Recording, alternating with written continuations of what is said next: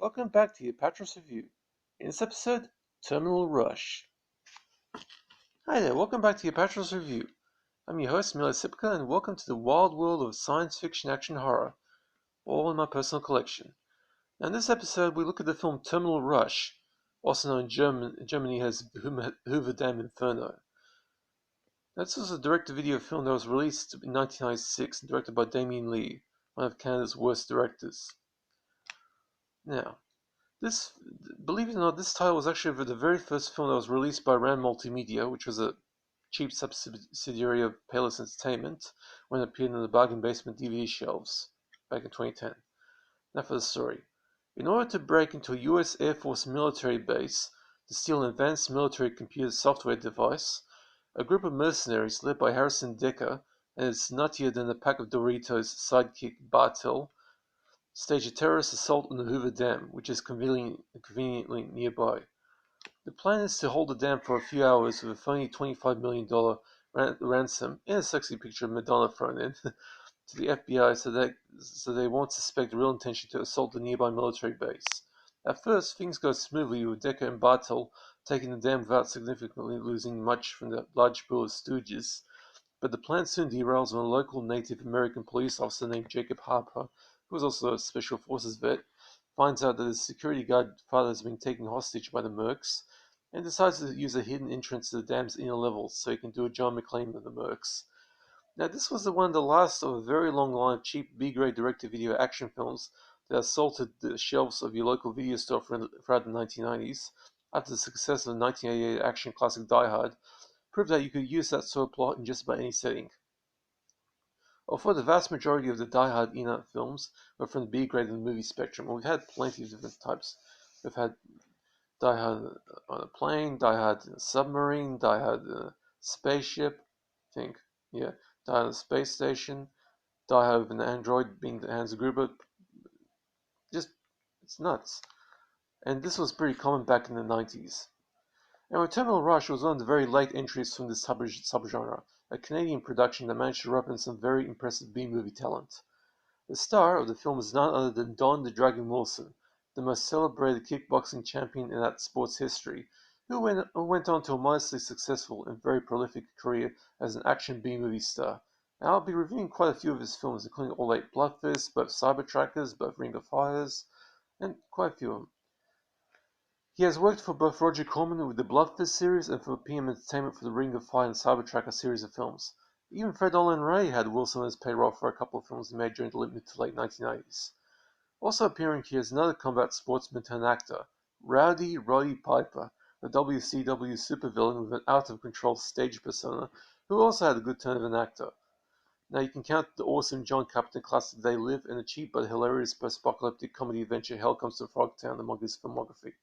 The rest of the cast are a mix of B-movie vets and TV performers, while the film is directed by Damien Lee, one of Canada's worst directors, having done some pretty spectacular turkeys like Abraxas, Guardian of the Universe, and I actually have 3 DVD releases of that particular film to go through, and written by Mark Savvy, who also has a string of mostly forgettable B-movie scripts behind him, such as Class of 1992, The Substitute.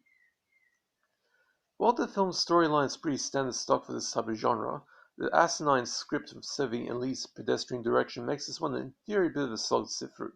There is some impressive bit of bad dialogue, such as the opening conversation between the military top brass, which sounds like a bunch of 5th graders trying to sound military-esque.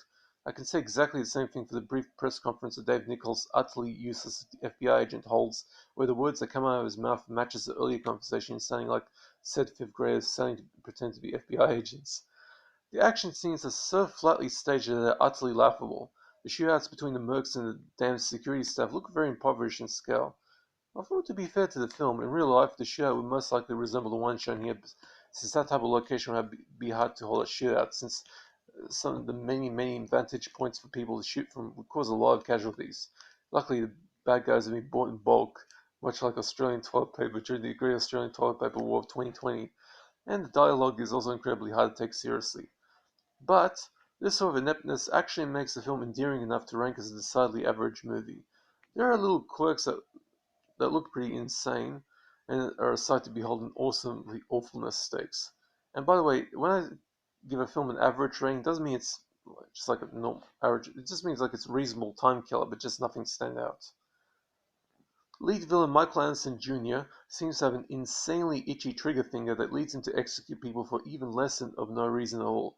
He cold-bloodedly kills his original right-hand man when the guy points out to him that there's not enough time for them to stage the assault without the security measures kicking back up. Probably to pick up Roddy Piper for a job. As for Roddy Piper, this man's a one-man laugh riot. The first time we see him, he's wearing shades, and then suddenly takes them off to reveal an astounding black eyeliner job around his eyes. It makes him look like a raccoon. or to look like he's wearing shades of actually wearing them. And firing a single-shot rocket launcher at ground force is not the usual once, but thrice. And going through the film with his trademark shit-kicker attitude that allows us to laugh at the film really hard when he's on screen. And Roddy Piper actually does probably the best performance in the film. It's really hilarious to see. As for the gore report, there's no gore if a Piper takes a throwing knife to the chest, and a lot of people die by gunfire, giving this film a healthy body count. There's no nudity in this. I give Terminal Rush a C, a 4 out of 10. It should have been a D plus due to the bad writing and flatly staged action, but the insane quirks and sheer hilarity of the exercise give us a bit of a leg up into average territory, and that's not a bad thing. That being said, only hardcore Dawn the Dragon Wilson fans, Roddy Piper's fan club, or fans of those cheap VHS era Die Hard clones will be coming after this one. As for the DVD, this is the very first film to be released onto DVD by RAAM Multimedia, a very short-lived but surprisingly prolific dirt cheap bargain basement public domain source DVD label that appeared in 2010 and pressed each title out by the hundreds before vanishing later that year.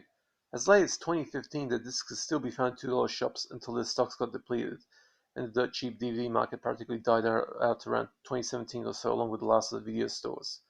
Picture and sound quality for this title are reasonable, even nearing solid. The print is in good condition, without any major flaws to be seen here, although if you watch it on a high definition screen, you can see a little bit of blockiness. And an English stereo soundtrack here is equally good. There are no extra features, and this does have the RAAM Multimedia arsenal of design quirks. Of course, it's their first disc, such as the first chapter not included on the chapter submenu, meaning you have to select play movie to see it, while the disc is structured in a way that prevents you from skipping back a chapter, forcing you to manually backtrack through the film to replay something. So if you go forward a chapter, you can't go back unless you just rewind it manually.